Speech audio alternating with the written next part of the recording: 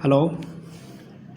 Hello, good morning guys. Ngasi ai nahangkai aina thagasaba video dagi kitang tumanba ama ai seme ai video se aina uzabadagi ai su kanaba khangbadagi video se aina mayamda kitang kanagadra khana amu aina share tawjarakne ado mayam su video se hobadagi loyo fawo yengbiyo aduga kanai khalagadi ado madumgi marumapang sing amadi family yawnaba share tawbiyo ko laksaningba point de akoi na pairiba mobile se nuti nongambadagina numitaba fawba tumdriu fawba pai ko aduna maram oiraga phone se yamna hang chatpagi problem thoe adubu akoi na software gumba kapa amadi reset tawba matamda mobile da yaujariba akoigi function loina mangani ko aduga nungai tabasu fawi si mayam sidagi kitang fanaba akoi isana dom se gi video se yengbiraga phone dagi yam line na semba yai ko paisa ju tingdaba aduga yauriba akoigi maru oiba mayam to adu sumang daningai gi damakta video se muna yengbiro adudi mayam ai hoje sik matau kamdona ai phone hang chatpadagi fahan gadage kitang do isu safa gadage paisa tingandana mobile repairing center da sangdana kamdona ai gi yaujariba haidi application natragana aigi data kiki mayam ma yauridana ko kanaba mayam do document sing mangdaningai do sidagi dum yengbiro hojita age ado phone se saina leire mayam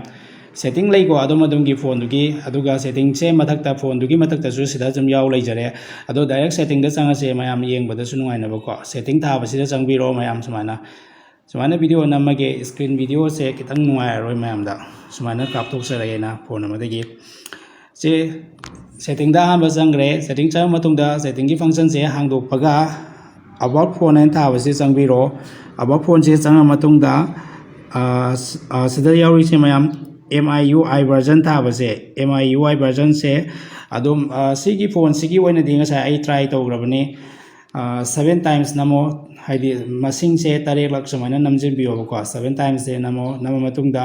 se samana dang da sa nambiro ko se namo matung 7 times namo matungda phone do samana back shot pi gro ko adumgi ngasagi about phone do dang la ani ko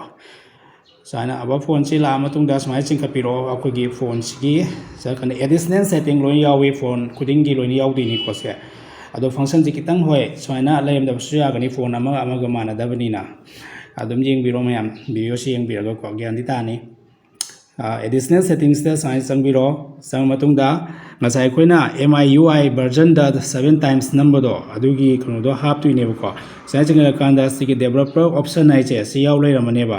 adugi ngasai MIUI version do namdragadi si yaw roi ko si nambiro se dum thok lai jaramane ba si option si sangbiro si sang matungda sai sang chingkat piro sai chingkat biraga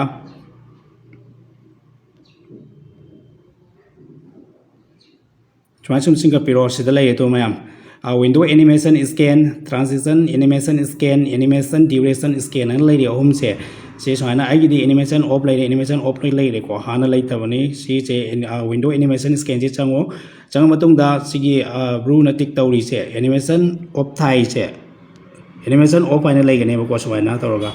Ado see blue color say Hana Adomdongi Fonda. So one opt out reversing the animation scan 1x na chagana 1.5x the layam ganeba adugo mana animation opt the sangbio aduga sichu sangbiro duration chu sangbiro so mana opt loi thambiro adu oragadi adugi phone da layramba hang chapi problem do kitang do orga su phone ahan ba mak na chaga su yamna nungai ni smoothly phone do pai ba dum yarane ba ko adum try toroga yengbiro mayam se yam tina kanai phone yam tina hadi smoothly oina pai ba yare ko si je function che mana chang ba yar ma phone the si je yam nungai re YouTube so fajana chatle yengbada haidi heng chatlaga adum chang yadadana queen leirame ba ko si je ngai raga sem nungai re thai function je amna nungai ne pai se nungai to so mana try to biro mayam so ado mayam su kanai khalagadi se video se adongi family sing amadi marumapang sing yongna ba share mamtang to biu paisa ting da ningai dam to ko thank you